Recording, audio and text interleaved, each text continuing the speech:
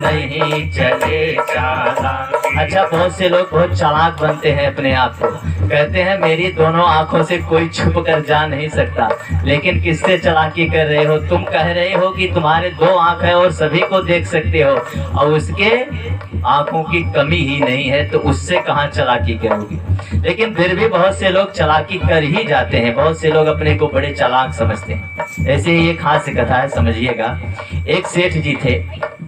सेठ जी अपने को बड़े होशियार समझते थे, बहुत होशियार थे। लेकिन उनके मृत्यु का समय आया।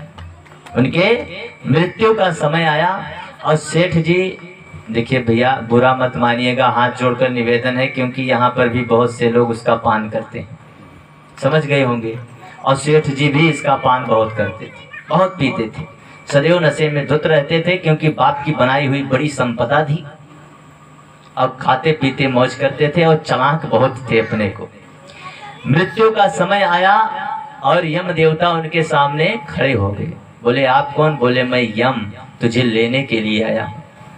तो सेठ जी ने कहा सुनो प्रभु, आप अवश्य मुझे ले चलो, लेकिन मैं इसको थोड़ा सा और पी लूं तब। बोले ये क्या है?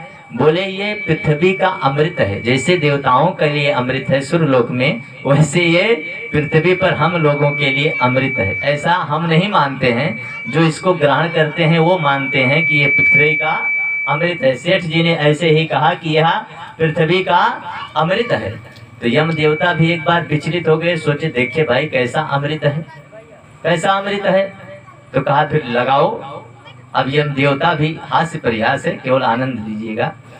तो यम देवता ने भी इसको ग्रहण किया। जब ग्रहण किया तो थोड़ा नशे में हुई, और तब सेठ जी ने अपनी चालाकी की बुद्धि लगाई। बोले महाराज ये बताओ और किसी को भी ले जाना है कि केवल मुझे? तो लिस्ट निकाला यम देवता ने जेब से, देखो इतनी बड़ी लिस्ट है। और सबसे पहले नाम किसका था? सेठ जी का। बोले सबसे पहले नाम तुम्हारा है, इसलिए सबसे पहले तुम्हें ही लेकर चलूंगा। तो सेठ जी ने कहा प्रभु थोड़ा सा अमृत पान और कर लीजिए फिर चलिएगा। अब सेठ जी अपनी बुद्धि खेलना चाहते हैं, तो 2-4 पैक और हुआ। अब यम देवता, वैसे उनको कहाँ नशा होगा, लेकिन फिर देखो चालाकी के विषय में। अब यम देवता ने जब और पाया तो थोड़ा और नशे में हुए। तो सेठ जी ने क्या किया, उनकी पर्ची ले ली, उनकी लिस्ट को ले लिया और अपना नाम ऊपर से इस सफेद का लगाए दिन, काट दिया, और अपन नाव सबसे नीचे लिख देन कि चला कुछ दिन तो बच जा बेका, सब जानता मरे बा, लेकिन कुछ ही दिन बच जा। और उसके बाद जब पर्ची पकड़ाई तब देखिए प्रभु के यहाँ किसी की चालाकी कैसे नहीं चलती। यम देवता बोले सेठ जी मैं आपके ऊपर बहुत प्रसन्न हो गया इसका पान करके। बोले सच प्रभु जी?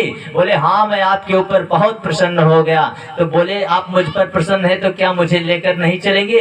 बोले नहीं, ये तो मैं नहीं कर सकता, क्योंकि ये भगवान का बनाया विधान है। मैं तो तुझे लेकर चलूंगा अवश्य, लेकिन मैं तुझ पर प्रसन्न हूँ तो अपने शक्ति सामर्थ्य के अनुसार इतना कर सकता हूँ कि तुझको सबसे पहले लेकर जाना था पहले नंबर पर, लेकिन अब मैं नीचे से उठाना प्रारंभ करूंगा।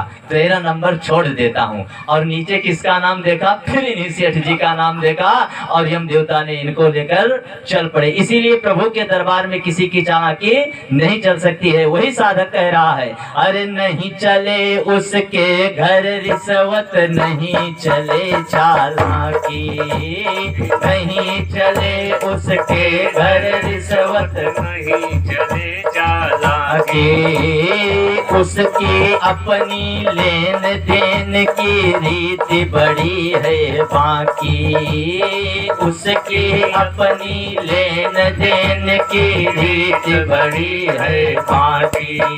अरे पुण्य की नैया पार करे माँ, पुण्य की नैया पार करे माँ, पाप स्वयं जल जाता माता रानी के दरबार में सबका जीवन